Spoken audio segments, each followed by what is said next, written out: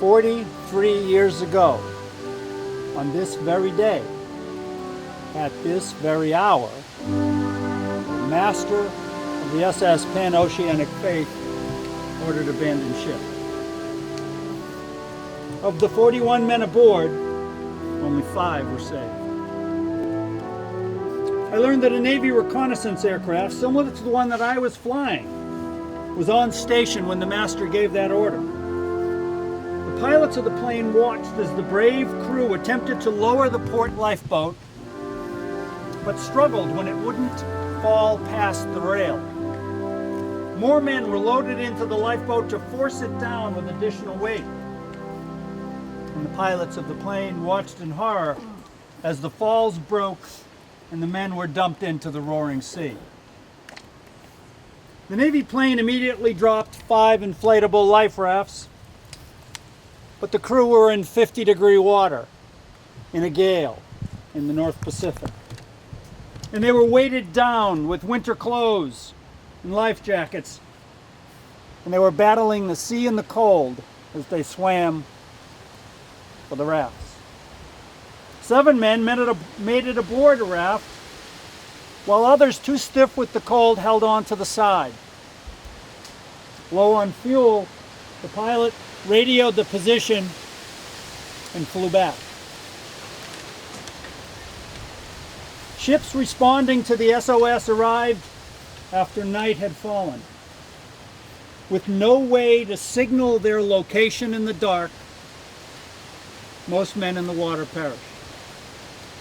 The next day, the Norwegian freighter Visund recovered the raft, but only 3 of the 7 men in it were still alive. 2 more men were rescued from a floating hatch cover by a Japanese ship. The rest were lost at sea. That painting that first got my attention and caused me to research the event was moved many years ago away from the dining hall to a spot in our library.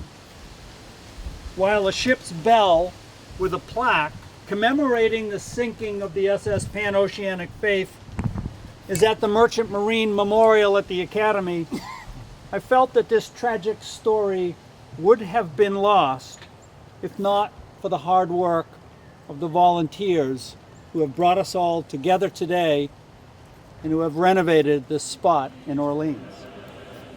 I am grateful for the reminder. I know that it is hard for many in this audience to have this story brought back.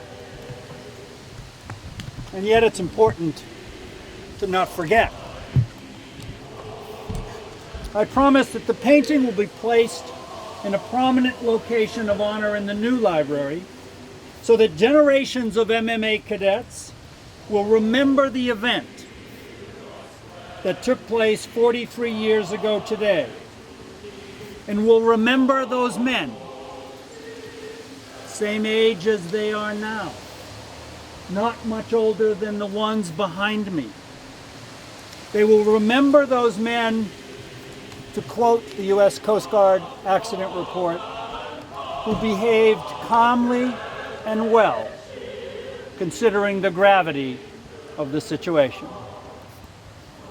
May we always remember those who went down with the Panoceanic Faith.